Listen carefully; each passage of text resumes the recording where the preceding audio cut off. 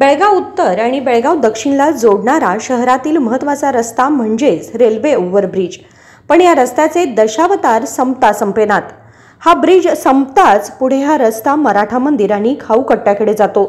पण या रस्त्याची सुरुवातच मुळी खड्ड्यांनी होते।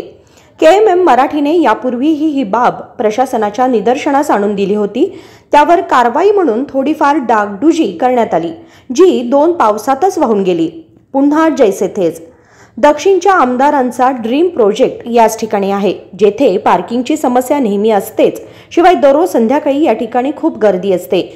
वाहनधारकांना या खड्ड्यांमधून जाताना जीव मुठीत घेऊन जावं लागतं। ड्रीम प्रोजेक्ट करताना या रस्त्याकडे मात्र दक्षिणच्या आमदारांनी पूर्ण डोळेझाक केली आहे असे दिसते। आमदार कुठे गायब झालेत की काय असा सवाल आता जनतेमधून केला जातोय। संकल्प शिंदे, KMM मराठी, बेळगाव।